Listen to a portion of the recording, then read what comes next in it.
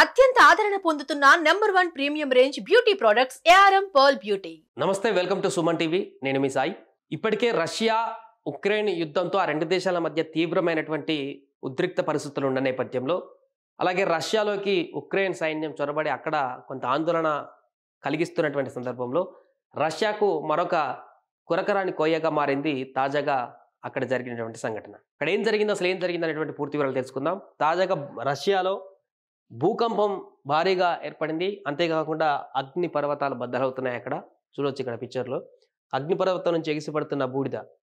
రష్యాలో భూకంపం, బద్దలైన అగ్నిపర్వతం. 24 గంటల్లో మళ్లీ కంపించనున్నటువంటి భూమి. రష్యాలో కంచట్కా తూర్పు తీర ప్రాంతానికి చేరువగా ఆదివారం సంభవించిన భూకంపం అనంతరం ఓ అగ్నిపర్వతం బద్దలైంది. దాదాపు 5 కిలోమీటర్ల దూరం వరకు కూడా ఇది లావా వెదజల్లుతోంది. చూడండి ఎంత భారీ అగ్నిపర్వతం. 5 కిలోమీటర్ల వరకు కూడా ఇక్కడ అగ్నిపర్వతం బద్దలైనటువంటి దాంట్లో నుంచి వచ్చేటువంటి జావా అక్కడి వరకు వెళ్తుందంటే, 5 కిలోమీటర్ల రేడియస్ వరకు వెళ్తుందంటే ఎంత భారీ ఎత్తున అక్కడ అగ్నిపర్వతం బద్దలైందో చెప్పుకోవచ్చు. ఆకాశంలోకి పెద్ద ఎత్తున బూడిద ఎగిసిపడుతుండటంతో ఆ ప్రాంతంలో విమాన రాకపోకల్ని కొంతసేపు నిలిపివేస్తూ కోడ్ రెడ్ జారీ చేయాల్సి వచ్చింది. భూకంప తీవ్రత 7.0గా నమోదైంది.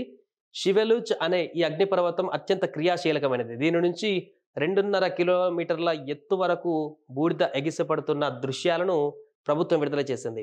24 గంటల వ్యవధిలోనే మరోసారి ఇదే ప్రాంతంలో మరింత శక్తివంతమైన భూకంపం సంభవించే అవకాశం ఉందని, దాని తీవ్రత 9.0 ఉంటుందని రష్యన్ అకాడమీ ఆఫ్ సైన్సెస్ కూడా నిపుణులు హెచ్చరిస్తున్నారు. చెందినటువంటి నిపుణులు 9.0 అంటే అది ఊహకు కూడా అంత భయంకరమైనటువంటి భూకంపంగా నమోదు కాబోతుంది. సో ఇప్పుడు వచ్చింది 7, ఇప్పుడు వచ్చేటువంటిది 9.0గా ఉండొచ్చు అనేటువంటి ఒక అంచనా వ్యక్తం చేస్తున్నారు. ఒకవేళ అంత భారీగానే వస్తే మాత్రం ఆ పరిసర ప్రాంతాలలో చాలా నష్టం అయితే వచ్చేటువంటి అవకాశం ఉంటుంది. దాని ప్రభావం ఆ ప్రాంతానికి కాదు, దాని చుట్టుపక్కల ఉన్నటువంటి వేరే ప్రాంతానికి కూడా పడేటువంటి అవకాశం ఉంది. ఏదేమైనా కూడా ఇది చూడండి, అగ్నిపర్వతం 2 కిలోమీటర్ల హైట్ వరకు బూడిద పోతుందంట.